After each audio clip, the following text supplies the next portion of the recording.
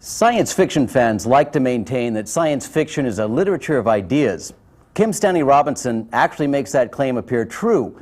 Since the late 1970s, he has published a number of very thoughtful short stories, novellas, and novels, several of which have been nominated for top science fiction awards. In fact, his last two, Green Mars and Blue Mars, each won the Hugo. At the same time, he holds a Ph.D. in literature from UCSD and is currently visiting here as Regents Lecturer. Welcome, Stan. Thanks. I'm looking forward to discussing specific works of yours with you, and I'm sure you are too, but first let's fill in a little of your background. You're actually a Southern Californian, a native. Yeah, that's right. Well, not quite native in that I was born in Illinois, but came out here when I was 2. I grew up in Orange County, up Highway 5 a ways, and came down to UCSD in 1970. Got an undergraduate degree here in 74, and then came back a couple of years later to do graduate work, and eventually got the Ph.D. in 82. You know, you actually did your Ph.D. You actually did a dissertation on science fiction writer Philip K. Dick. Was that tough to manage at a university like this? I know you had some good people behind you. Yes, well, it started because my advisor was Frederick Jameson, who is one of the world's most prominent literary critics, and he said, read Philip K. Dick. He's the greatest American writer, greatest living American novelist. This was when Dick was living. Right. And so I wasn't really that familiar with Dick at that time, but I said, fine, I'll do that. And so it was because of his individual guidance. And then when he left, my undergraduate advisor, Donald Wessling, picked up the ball and guided me through. And there's a sympathetic crowd of professors. I mean, science fiction is still not a big thing in the academy, as you know, but if you find the right individuals, and they're always there, then you can make your way. Now, you were actually publishing science fiction before you got your Ph.D., weren't you? Oh, yes. As I recall, Damon Knight's Orbit series? That's right. That was my first publications. And that came from a UCSD story that I wrote when I was a senior here. Oh. And it was my application to Clarion, and then Damon saw it in the Clarion application file and liked it. So it was kind of an accident or a stroke of luck. Yeah, you know, Orbit was, as I recall, one of the really great anthologies associated with the new wave in science fiction, which is a fond memory for many of us. It was science fiction which really had a strong literary, strong literary bias, intent, a lot of serious ideas in it. Do you still identify to some extent with those new wave sensibilities? I mean, the writers that you admire most came from that period? Very much so. I don't know if this is just kind of imprinting the, whatever you saw first is what you like the most kind of phenomenon, but I do think that science fiction reached a kind of peak in the new wave period that it hasn't reached again since. And the writers that I most enjoy come from that era. Most of them would not identify themselves as new wave, which was kind of a limited avant-garde. But I just use that as a periodizing name for a period, so like 65 to 75. Sure. And those writers who began and were at the peak of their career then, many of them are still writing, and I follow their work. Yeah, and unfortunately some of them are not. Samuel Delany, Thomas Dish, Norman Spinrad you don't see much in print anymore. Well, Joanna Russ. They're all, well, Russ I think has fallen silent, but those others are all, if you care to look for them, you can still find them doing interesting work, and Delany claims to be coming back to science fiction, which would be a glorious thing, and Le Guin is constantly working. Right. Gene Wolfe is constantly working. Yes, another writer I tremendously admire who was an Orbit regular as well. Oh, yes. Yeah. Well, do you, I mean, you mentioned that you see the new wave as kind of a peak. Have you noticed, or has your agent ever asked you to write a Star Wars novel? I noticed that a lot of good writers are actually doing, in fact, what Norman Spinrad complained was literary television. Yes, no, my agent knows it better than to ask me something like that. I mean, he knows me. Yeah, I would find that, I mean, he would have to. You seem to be writing against the grain, in fact. I would argue this. I noticed, we always hear in and out of the science fiction genre that a good modern story places a big emphasis on plot with a lot of dramatic action and dialogue with very little in the way of description, exposition, or narrative. Yet you do exactly the opposite, especially in your Mars trilogy. A lot of background. I mean, a lot of narrative that sort of spans years at a time. How do you get away with it? Well, I felt very strange when I was writing Red Mars, and when I handed it in to my editors and publishers, I thought, well, this does look odd in the current context of how science fiction and fiction is written. But I had this working theory that the novel is a very capacious form. It can do what it needs to do for whatever its task is. If it has a certain function, the form is very flexible. The novel historically has contained enormous amounts of baggage. Oh, absolutely. And also, I think that the reader was being underestimated by this notion that novels are nothing but stage business, that they should become sitcoms or adventure movies. And they can't be as good at sitcom and adventure movies as those things are, so it risks just making the novel into a secondary form.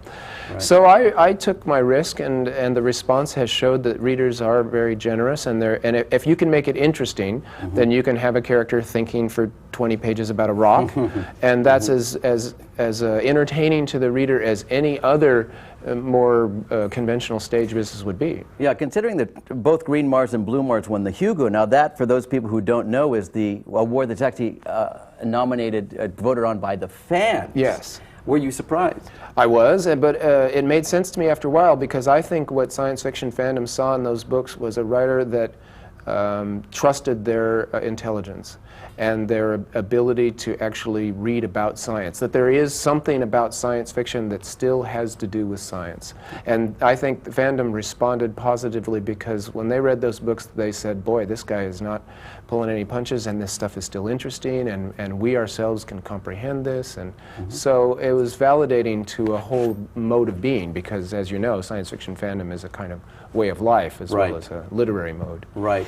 You know, what I found fascinating about the whole trilogy was this interpenetration, this intermarriage of some very deep ecological, environmental, shall we call it, areological concerns, right? On top of, or probably layered with, a lot of discourses on political economics, on how to organize a new society. I mean, would these sort of reflect two major concerns of yours, the environment, political economy? Sure. Virginia Woolf said that the one test of the novel for the writer is how easily it lets you say what you wanted to say anyway.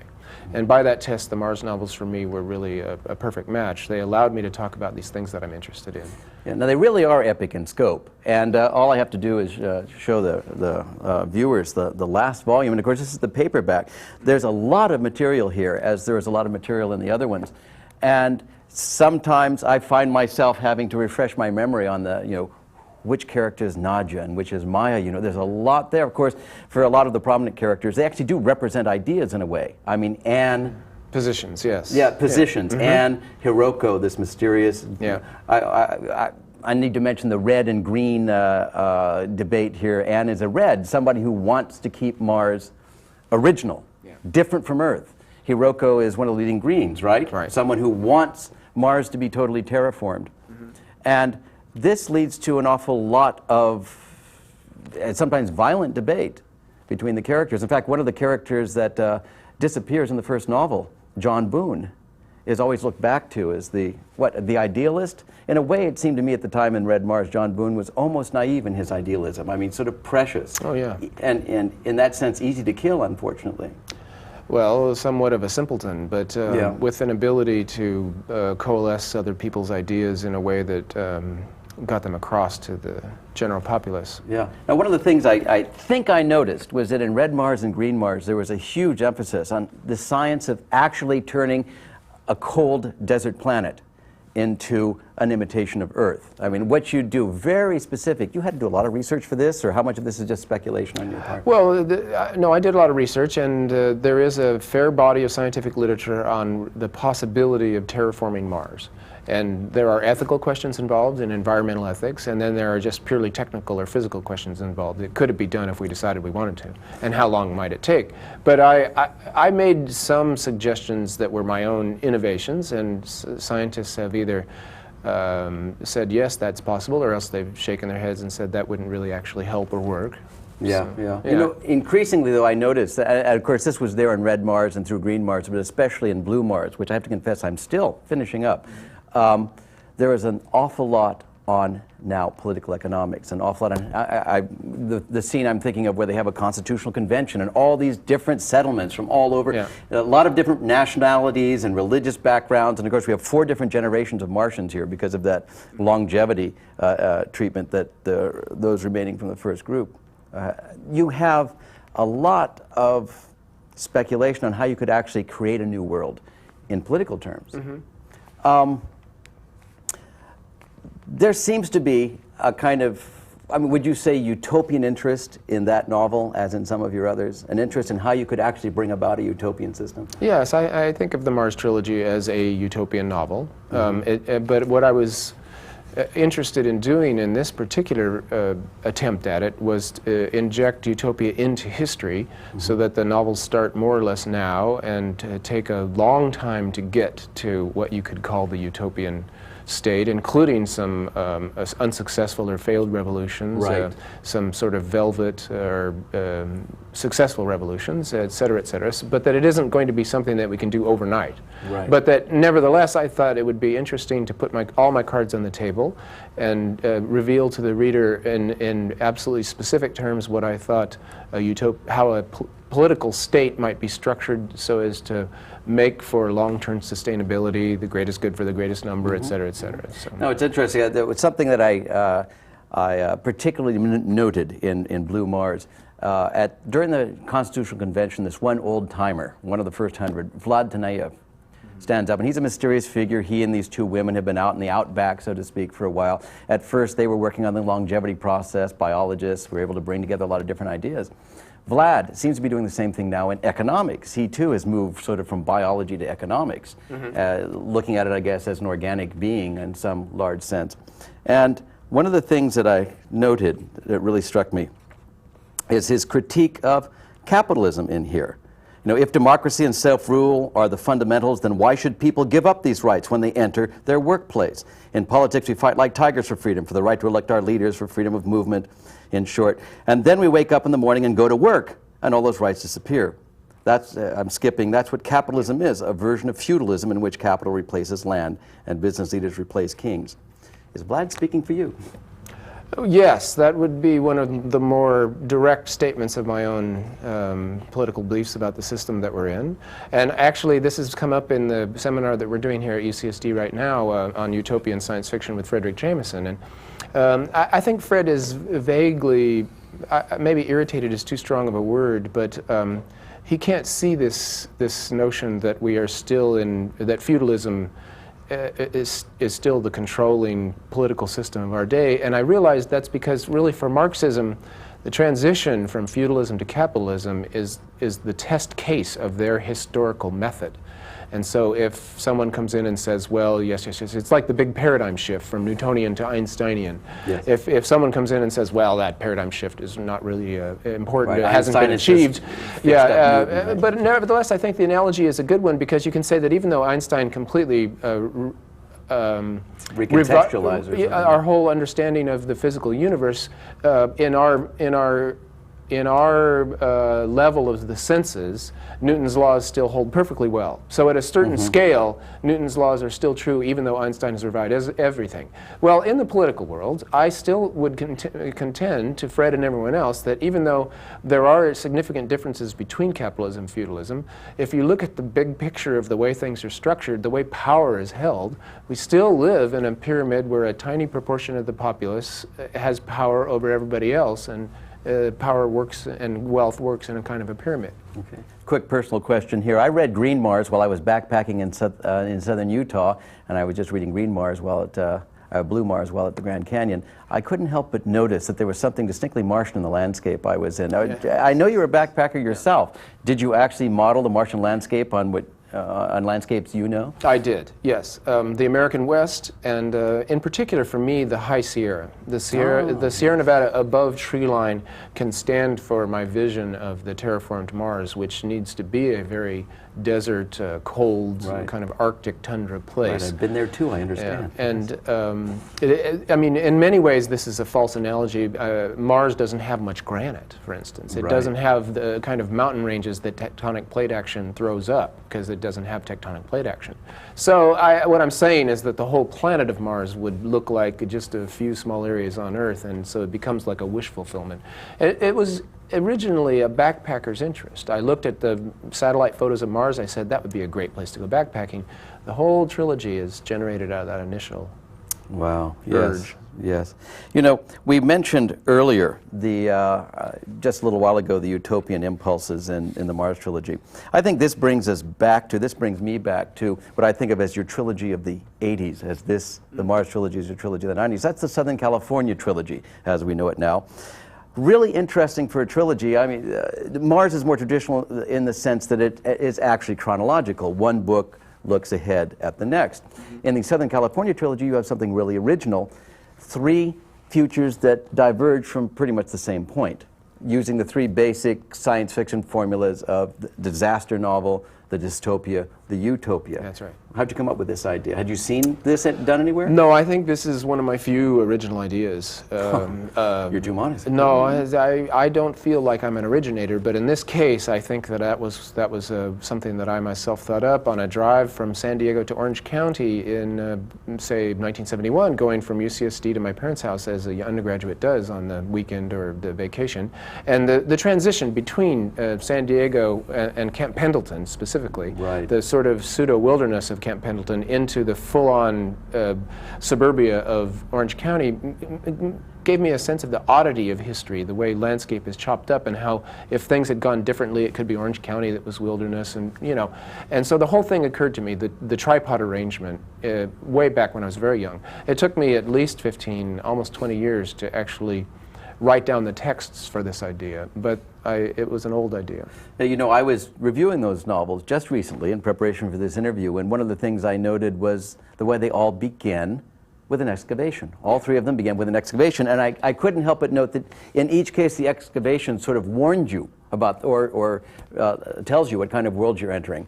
I should mention, for people who are interested, the first book, The Wild Shore, actually takes place in a U.S. that's been destroyed, more or less, what atomic blasts and so on. And so the characters in the beginning of that novel are digging up coffins in order to take the silver off of them in the hopes of, sort of robbing the outside of the coffins.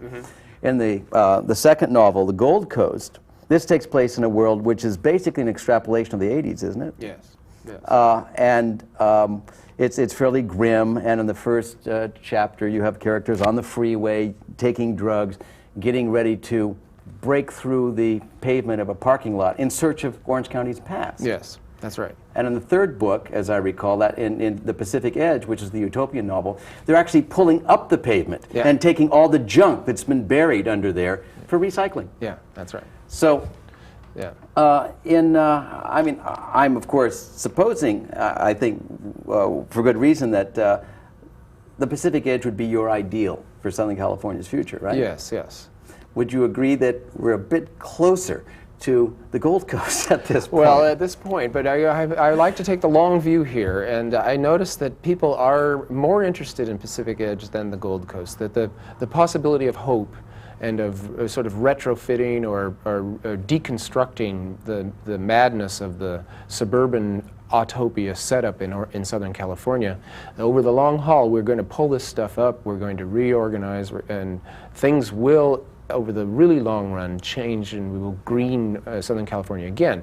But in the short haul, obviously, you really have to take the long view to be this optimistic, because in the short term, these really stupid suburban developments are still being built at a rapid clip, even though the land is running out of room, and the nightmare on the freeways everybody's perfectly aware of. So. Oh yeah, the nightmare is getting worse and worse all right. the time. So I think the Gold Coast for the short term is the accurate prediction, and then the Pacific Edge would be the long-term hope. But I do think that over the long run we will get back to that somehow. Now, frequently in utopian novels, there are a couple of things that have sort of become canned wisdom, shall we say, in science fiction circle about utopian novels. One is that you usually have to have a disaster of some sort to sort of wipe out the old world and start the new, right? Now, fresh start. Yeah, that kind of thing. You don't actually have that in Pacific Edge. People just got wiser. So I know you have a number of different things coming together, and suddenly people say, this is the time. Well, now, at Pacific Edge, I think it's a little bit finessed. There is what Norman Spidrad calls the strategic opacity, where in science fictional situations where not being Einstein and able to invent the next physics, you have in the text a strategic opacity that glosses over or makes it impossible to actually, you don't have to put the equations in at that point. You just say, well, those equations are very interesting, yes, yes, and you go on from there. Well, the same is true with the politics in Pacific Edge. If you look at it really closely, it is not well enough described how, it's not just that people got wiser, but that there was legislative reform. Right. I think this is possible and legal and non-revolutionary, and so in a way more desirable than having some horrendous breakdown. In the Mars books, that isn't as optimistic as right. that. That's the contrast I was thinking of, because at the end of each, at least of Red Mars and Green Mars, you have this cataclysm. In Red Mars, somebody knocks down the cable that ties Mars to the satellite and Earth, and it goes wrapping around the planet, destroying everything in its path. And Green Mars, it's a little more benign, but that flood that drowns the city at the end. Right, no, that's true. I have the feeling that my sense of history now is, and having watched the fall of the Soviet Union and of the Second World, so to speak, in the more or less velvet revolutions of '89, that it may be true that globalization, the capitalist world order, in its disregard for environmental reality, destruction of the earth, destruction of nature, of habitat, of biodiversity, that we may in fact have one of these situations like at the end of Red Mars, where there will be a kind of generalized collapse, not a full collapse, I hope, but the degradation of everything will come to such a point that it will be necessary to make this violent velvet revolution to some more sane ecological order that will not be so-called free market capitalism. So we do have the choice between utopia, dystopia, or disaster. Yes, I think the Three Californias trilogy does present us, we're still at that tripod point where things could go in one of the three directions. But if there is, if we just do the Gold Coast, if we just go ahead and continue on with consumerist capitalism and try to pretend that physical reality doesn't matter or that science can finesse all these issues, then I think we will have a certain kind of collapse and reordering before we get things together. It would be better to predict it ahead of time. It would be better for our children and our children's children if we were just to say, look, the Earth can't sustain this. Let's try designing a permaculture, a sustainable civilization that is based on environmental reality. But greed and stupidity being what it is, powerful forces in human collective life. Right. The cord is still out. I mean, this is why I think it's worthwhile to write science fiction, to read science fiction, to think about the future as something that we are in control of collectively, and see if we could talk about these things. Yeah, we know it's interesting because utopian fiction was actually one of the origins of modern science fiction. It was one of the dominant subgenres of the 19th century. We don't see too much utopian fiction in this century. A lot of fans complain, oh, it's boring to read about a perfect society. I mean, how do you get around that? Well, that is an aesthetic problem. What I think the thing to do is to novelize it, to go back to narrative and to say, even if you did have the perfect society, A would be in love with B, who is in love with C, who's in love with A, people would still die. And so the basic human tragedies would still exist even in utopia. So it would not be boring. And the people who say utopia would be boring are usually well-fed, affluent Westerners. If you are on the edge of survival without health care in one of the shanty towns of the third world, then and someone was to come up to you and say, well, you don't want utopia because it would be boring, think of what a gross insult that is to human intelligence and compassion. If you're living in a cardboard shack, utopia would be okay. And so we ought not to, in this culture, talk about utopia being boring. That's just a disgusting, it's basically a right-wing attack on change of government. That's what it is. Yeah, there's a certain, a certain cynicism that's really fed into our current political atmosphere in the 20th century. I mean, looking back on the 20th century as we can now, in fact, you did. I remember one of my favorite short stories of yours was a history of the 20th century with illustrations, in which you actually have a rather cynical, depressed scholar. I remember he's taking light treatments. Yes, that's right. And he's having to write a forecast of the 21st century. And after looking at all the dreary stuff of the 20th century and the wonderful utopian forecast people have been making at the beginning of it, he ironically comes around to the same conclusion. that things will be better in the next century? I mean, I think you have to operate. I mean, when the people call you an optimist, which I'm often called, they code that. What they mean is that I'm somehow naive or obtuse or a little bit stupid to be optimistic.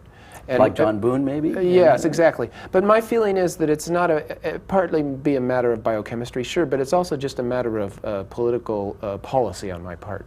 You be optimistic because since we are affluent Westerners, for us to be pessimistic is an insult to the people of the world. That we have the power of the aristocracy in the world's economic order, and therefore optimism by policy means we need to say things can be saved. There's no automatic disaster that we then can say, oh, well, we can't do anything, therefore we will just continue to consume like we have been because nothing can be done anyway. Right, that's the cynicism that lends itself to right-wing politics. And quietism, or collaborationism. Or, and if everybody's doing it, I might as well just think of myself too. Because the world can't be saved. Yeah. So I use optimism as a kind of club. I like to hit people with it, and it's a form of anger. It's not the way people usually think of optimism, which is equated with happiness. But I would say think about an angry optimism that says that this world situation in which we are so privileged is actually stupid and destructive, and will eventually rebound on our children and our children's children. And this is the point that people don't seem to quite want to confront. This would sort of feed in with something I believe you said about utopia. It might have been a Pacific Edge. That utopia is not really an achievement, but a goal, a pursuit. As long as you are working towards that goal, you are in fact, in some sense, utopian. Yes, yes. I think that's a good way to redefine it. You don't want to declare an end to history at any point, and so utopia as perfect end of history, that's another false target that can then be shot down. Nobody wants an end to history, but what one would like is history that is heading towards a direction to where the 7 generations, as they talk about in India, that you need to talk about the 7 generations that came before, and you need to try to take care of the 7 generations that will come after, and then, of course, that continues on to many generations. And science fiction really, theoretically anyway, does this best. I mean, I know H.G. Wells is a particular favorite of yours, and he is one of the, you know, when you take a look at, if science fiction has any political cast, frequently, I'm sure you know, you're one of the few people who could be considered a progressive, maybe, a real vocal progressive in science fiction. There tends to be a lot of sort of techno-libertarians and more conservative types. That's true. But H.G. Wells, of course, was, I would argue, the first great name in modern science fiction. How about that? I mean, do you see some of those same impulses? Well, many aspects of what we would call the social safety network come out of Wells's utopias, that he had an effect on history. And although the 20th century was not the greatest century in human history, the progress that was made in the 20th century, some of it comes out of Wells's own science fiction. So it gives me a kind of inspiration that if you throw these ideas out there in entertainments, and if you continue to insist that we consider the future as something that's malleable and in our control, as science fiction does by its very nature, then you can do your politics and your entertainment in the same package. In the few seconds we have remaining, what are you working on now or next? What can we expect? Another trilogy in the next decade? No. What I would like to do is do individual novels, no more trilogies, and I'm working on a big fat novel that is an alternative history. Okay. Well, I'm looking forward to seeing it, and I hope that we've introduced a number of readers to Kim Stanley Robinson's work. I want to thank you for coming, and thank you, Kim Stanley Robinson, for being here at Guestbook.